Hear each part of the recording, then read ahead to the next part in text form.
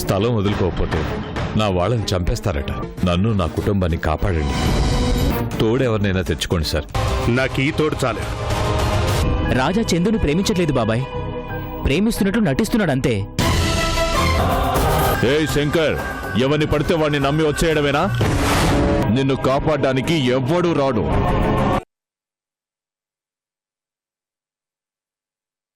ఎరా, ఒంటరిగా దొరికాడని శంకర్ని చంపాలనుకున్నారా? వాడి వెనక ఈ రాజా ఉన్నాడన్న సంగతి మర్చిపోయారా?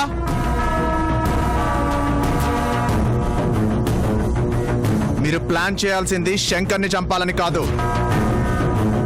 నన్ను చంపాలని రా. ఈ రాజా ప్రాణం పోయిందని కన్ఫర్మ్ చేసుకున్నాకే శంకర్ వైపు చూడాలి. ఈ రాజా బ్రతికున్నంత వరకు నా శంకర్ని ఎవ్వరూ ఏం చేయలేరు. రాజా శంకర్ విడిపోయారని ఎలా అనుకున్నారా? రే భిక్షు, గుర్తుంచుకో, మళ్ళీ శంకర్ని చంపాలని పిచ్చి పిచ్చి ప్రయత్నాలు చేస్తే చావు నిన్ను వెతుక్కుంటూ వస్తుంది.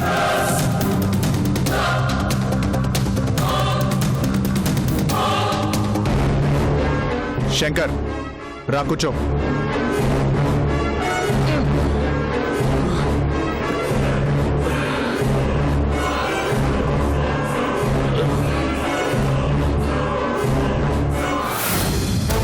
రే భిక్షు, శంకర్ని చంపేసి ఈ సిటీకి డాన్ అయిపోదాం అనుకున్నావురా? ఈ సిటీకి ఇప్పుడే కాదు, ఎప్పటికీ శంకరే దాదా. రేయ్, మీరు రండ్రా.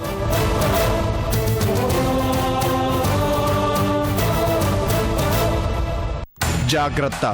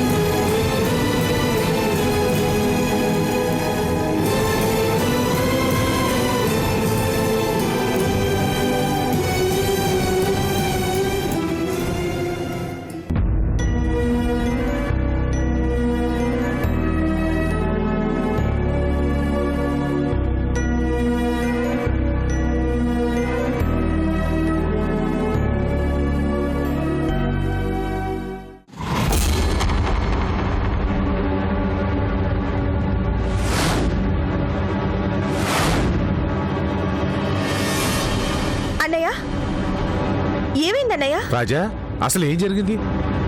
ఆ భిక్షు వాళ్ళు శంకర్ని చంపాలని ప్లాన్ చేశారు. అంటే వచ్చిన బిల్డరు వాళ్ళ మనిషే చాలా పెద్ద స్కెచ్ వేశారు. శంకర్ చాలా ఈజీగా వాళ్ళ ట్రాప్లో పడిపోయాడు. ఏంటి శంకర్, వచ్చిన అడ్డమైన ప్రతి ఎదవని నమ్ముతావు, కానీ రాజా మాత్రం అవసరం అనిపించలేదా?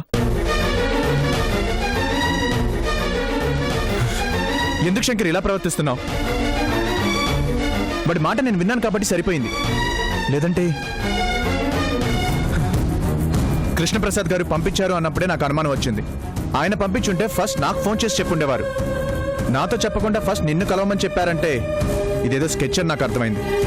ఎప్పటికైనా నేను ఒంటరివాడినే కదా అని ఒంటరిగానే వెళ్ళాను. ఎవరు చెప్పారు నువ్వు ఒంటరివాడి అని? శంకర్ నీడలా ఈ రాజా ఎప్పుడూ ఉంటాడు.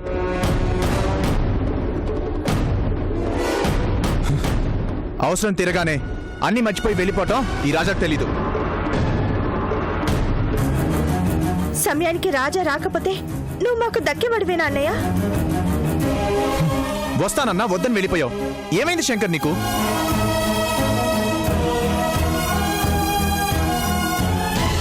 నువ్వెందుకు ఇలా ప్రవర్తిస్తున్నావు నాకు అర్థం కావట్లేదు. కానీ ఒకటి గుర్తుంచుకో, ఈ రోజు కాదు ఏ రోజైనా చావు నీ దాకా రావాలి అంటే అది నన్ను దాటుకొని రావాలి. మరొక అవకాశం దానికి లేదు. శంకర్ అంటే రాజా, రాజా అంటే శంకర్. నా ప్రాణం పోయేంత వరకు అందులో మార్పు ఉండదు.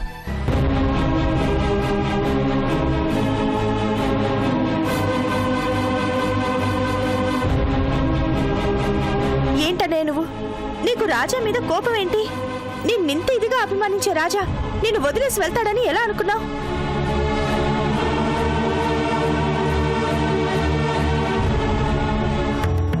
రాజా నీ నీడన్నయ్యా, అందువల్లే నిన్ను ఇన్నిసార్లు కాపాడాడు.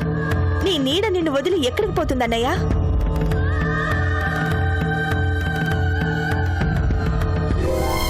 నువ్వు నాకు అవసరం లేదు అన్నా నువ్వు కావాలి అనుకున్నాడు కాబట్టే ఈరోజు నువ్వు మళ్ళీ మా కళ్ళ ముందున్నావు. రాజాని అనుమానించటం అంటే నిన్ను నువ్వు అనుమానించుకోవటం అన్నయ్యా. మాధవి, ముందు నువ్వు డాక్టర్ గారికి కబురు చేయి.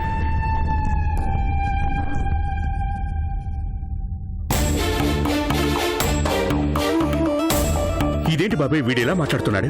మరి ఆ రోజు రాజా వెళ్ళిపోతానంటుంటే నేనే విన్నాను కదా బాబాయ్. తప్పు చేశాం శంకర్. నా అనుభవానికి కూడా వయసు మళ్ళింది. అందుకే నేను నీలాగే రాజాని అపార్థం చేసుకున్నాను. రాజా చందుని ప్రేమిస్తున్నాడు, తన కోసం ఒక మంచి జీవితాన్ని ఏర్పాటు చేసుకుంటున్నాడు, ఇక మనతో ఉండడం అనుకున్నాం. కానీ అది మన పొరపాటు. నిజానికి రాజాకి చందు మీద ప్రేమ లేదు. కేవలం తన బాధ పెట్టిన అశోక్ మీద, రామ్ మీద కక్ష తీర్చుకోవడానికే చందుతో ప్రేమ నటిస్తున్నాడు, అంతే. నిజమా? ఏంటి బాబాయ్ నువ్వు చెప్పేది? అవును శంకర్, నాకు ప్రభాస్ చెప్తేనే తెలిసింది. మనం చూసింది, మనం విన్నది నిజమని రాజాని బాధ పెట్టాం.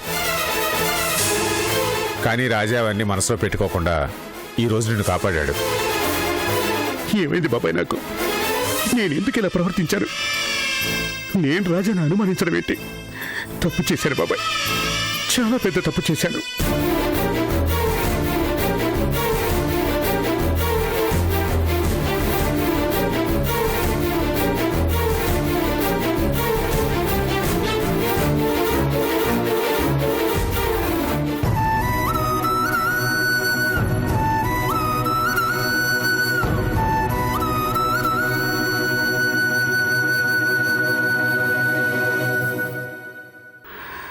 రాజా,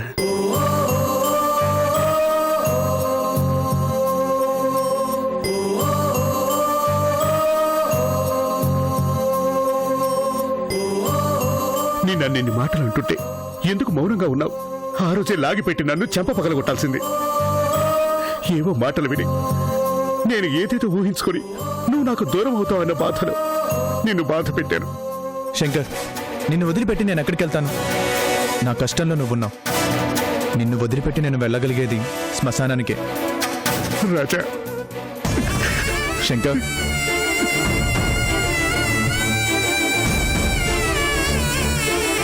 నన్ను క్షమించు.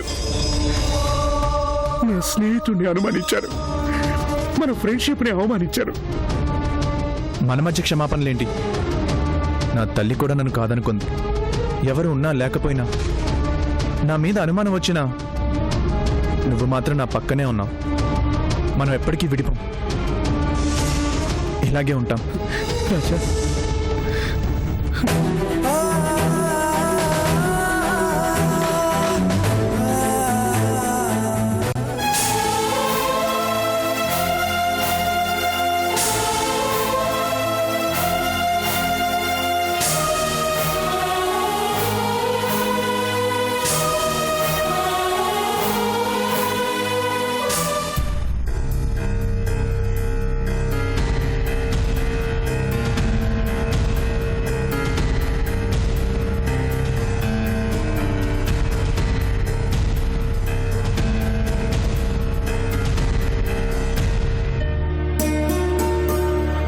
లల్లి, రెడీ అయ్యవా?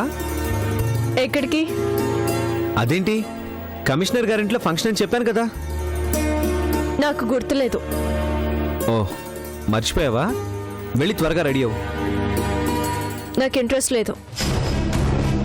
అదేంటి లల్లి, నిన్ను తీసుకురమ్మన్నారు. నాకు ఇంట్రెస్ట్ లేదని చెప్తున్నాను కదా, మీరు వెళ్ళండి. కమిషనర్ గారు రమ్మంటే వెళ్ళకపోతే ఏం బాగుంటుంది? ఆయన ఫీల్ అవుతారు. జాబ్లో లేకపోయినా మనల్ని ఇన్వైట్ చేశారు అంటే మనం అంటే అభిమానం ఉండబట్టే కదా. నన్ను మళ్ళీ సర్వీస్లోకి తీసుకోవాలి అంటే ఆయన హెల్ప్ కావాలి. నిన్ను తీసుకురాలేదని హర్ట్ అయ్యారనుకో, లేనిపోని ప్రాబ్లమ్స్ వస్తాయి. మీకు ప్రాబ్లమ్స్ వస్తాయని నాకు ఇష్టం లేకపోయినా రావాలా? నేను రాను. ఏంట్లల్లి ఇలా మాట్లాడుతున్నావు? నా ప్రాబ్లం నీ ప్రాబ్లం కాదా? అలా అనుకునే చాలా మందికి నేను దూరం అయ్యాను. ఎవరికి? ఓ, మీ వాళ్ళకి దూరం అయ్యావనా? మళ్ళీ కలిసావుగా, నేనేం అనలేదుగా. కలిశాను. కలవలేని వాళ్ళు కొంతమంది ఉండిపోయారు. వాళ్ళని జీవితంలో కలుసుకోలేను. అరే, ఇప్పుడు వాళ్ళ గురించి ఎందుకు? టైం అవుతుంది, వెళ్దాం పద ప్లీజ్. నా ఇష్టాన్ని ఇష్టం కాకుండా చేశారు. ఇంకా మీ ఇష్ట ప్రకారం నడుచుకోవాలి అంటే కుదరదు. అరే, చెప్తే అర్థం చేసుకోండి లల్లి. ఏం చెప్పినా కాదంటున్నావు. ఏమైంది నీకు? అంతమందిలో నువ్వు లేకుండా వెళ్తే బాగుంటుందా? ఒకరి సాటిస్ఫాక్షన్ కోసం బ్రతికింది చాలు. మీరు వెళ్ళండి. లల్లి, ఏంటమ్మా ఇది? అశోక్ అంతగా రమ్మంటున్నాడు అంటే ఏదో ముఖ్యమైన ఫంక్షన్ అయి ఉంటుంది. ఆయనకి ముఖ్యం, నాకు కాదు. తనది నాది అని విడదీసి మాట్లాడతావేంటమ్మా? ఆలు మగల్ని అక్షరాలే వేరు చేయలేవు. అలాంటిది నువ్వు అలా మాట్లాడితే ఎలా? భార్యాభర్తల మధ్య చిన్న చిన్న మనస్పర్ధలుండొచ్చు. అవి మన ఇంట్లోనే ఉండాలి. గడప దాటి బయటకు వెళ్ళకూడదు. పెళ్ళయ్యాకిద్దరిని ఒకటిగానే చూస్తారు, ఒకరిగానే పిలుస్తారు, ఒకరిగా వెళ్తేనే సంతోషిస్తారు. వెళ్ళమ్మా. అశోక్ ఒక్కడే వెళ్ళటం బాగోదు. ప్లీజ్ లల్లి, ఈ రోజు వరకు ఏ ఫంక్షన్కి వెళ్ళినా ఇద్దరం కలిసే వెళ్ళాం కదా. ఈ రోజు నువ్వు రాలేదంటే అందరూ అడుగుతారు లల్లి. ఎప్పుడూ కలిసి ఉండడం, కలిసి వెళ్ళడం కుదరకపోవచ్చుగా.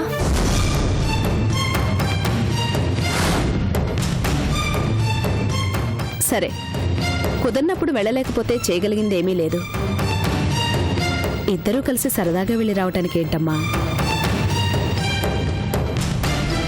నువ్వు మనసులో ఏదో బాధపడుతున్నావని అర్థమవుతుంది. అదేదన్నా ఉంటే తర్వాత మాట్లాడుకోవచ్చు. ఇలా వెళ్ళకపోతే నలుగురికి మన గురించి మాట్లాడుకునే అవకాశం ఉంటుంది. వెళ్ళమ్మా, వెళ్ళి రెడీ అవు. వెళ్ళమ్మా.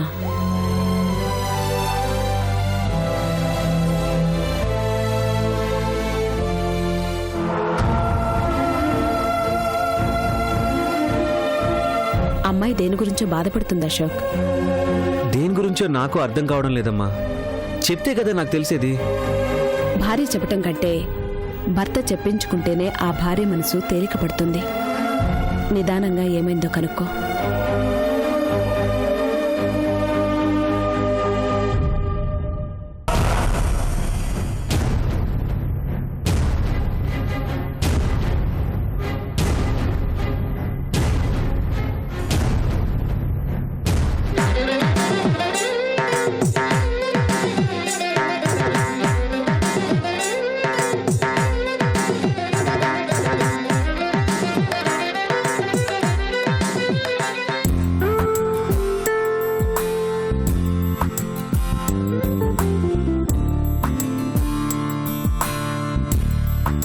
ఆంటీ, శారీ ఎక్కడుంది?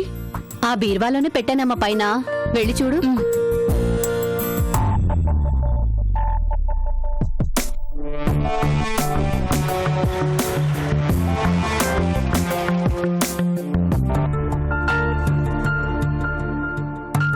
నమస్కారం సార్. నమస్తే లల్లి, కమాన్ దిగు.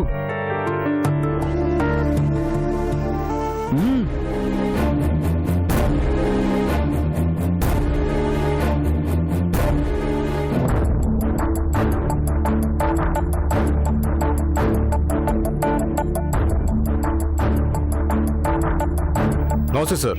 నమస్తే.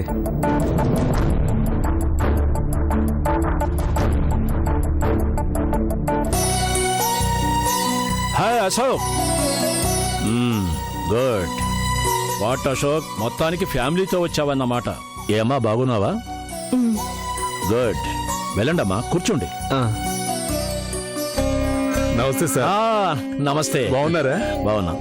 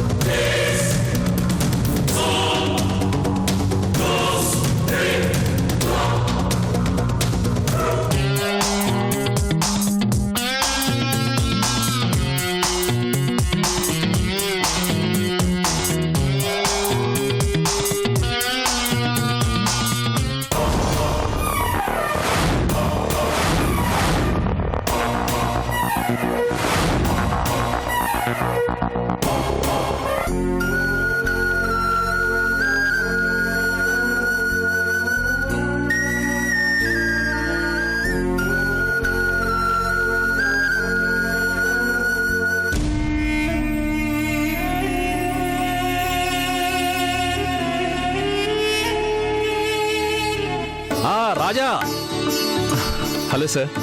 ఇవాళ నువ్వే నా స్పెషల్ గెస్ట్వి అయ్యో, నేను స్పెషల్ గెస్ట్ ఏంటి సార్?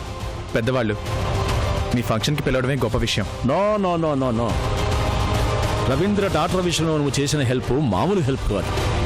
ఆ విషయంలో నేను అప్రిషియేట్ చేయలేకుండా ఉండలేకపోతున్నాను.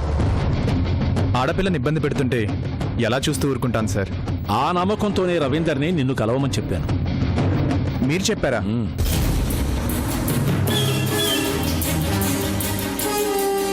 ఈ స్థాయిలో ఉండి ఏమీ చేయలేకపోయాను. అలాగని రవీంద్ర బాధపడుతుంటే చూస్తూ ఉండలేకపోయానయ్యా. ఆ టైంలో నువ్వైతే తనకు సాయం చేయగలవని అతన్ని నీ దగ్గరకు పంపించానయ్యా. చట్టాన్ని శాసించే స్థాయిలో ఉన్న మీ వల్ల కాకపోవడం ఏంటి సార్? మా చేతికి అధికారం ఇచ్చింది తప్పులు చేసిన వాళ్ళని శిక్షించడానికి కాదు, వాళ్ళు చేస్తున్న తప్పుల నుంచి రక్షించడానికి. అందుకే అధికారం నీ చేతుల్లో లేకపోయినా కష్టం అన్న వాళ్ళకి సాయం చేస్తున్నాం.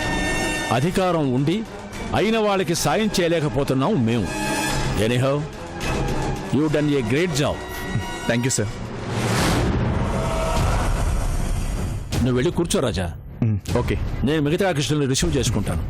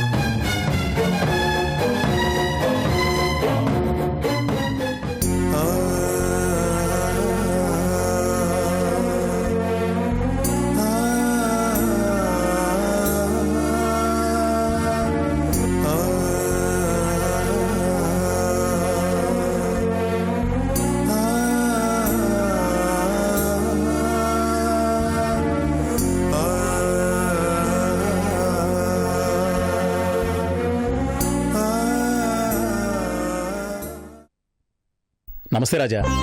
అయ్యో, మీరేంటి సార్? నా కూతురు జీవితాన్ని కాపాడావు. నీ రుణం తీర్చుకోలేను రాజా. నువ్వు మళ్ళీ కాలేజీకి వెళ్ళడానికి కారణం ఈ రాజయ్యేనమ్మా. నాకు తెలుసు డాడీ. థ్యాంక్స్ అన్నయ్య. నీ మేలు ఈ జీవితంలో మర్చిపోలేను. అన్నయ్య అన్నావు కదమ్మా. చెల్లెల్ని కాపాడుకోవటం ఈ అన్నయ్య బాధ్యతేగా. బాగా చదువుకో.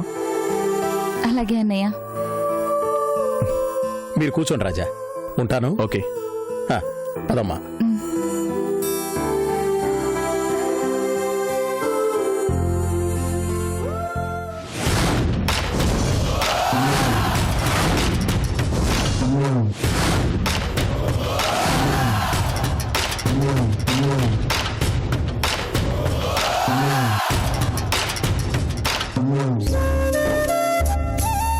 ఏమండి, అమ్మాయి కోసం చేయించిన డైమండ్ నెక్లెస్ కదా, అందరి ముందు ప్రజెంట్ చేద్దామండి. ఓ షూర్, తప్పకుండా చేద్దాం. ఆంటీ, అక్క పిలుస్తుంది. అబ్బాబాబా, వస్తున్నాను పదమ్మా. ఏమండి, దీని సంగతి మీరు చూడండి. నేను పైకి వెళ్ళి అమ్మాయిని అల్లుడిని తీసుకొస్తాను. ఓ ఎస్, వెళ్ళిరా. శాస్త్రి సార్, ఇదిగో చూడవయ్యా,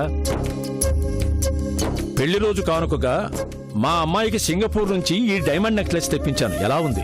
చాలా బాగుందండి. సింగపూర్ నుంచి తెప్పించారంటే మాటలా?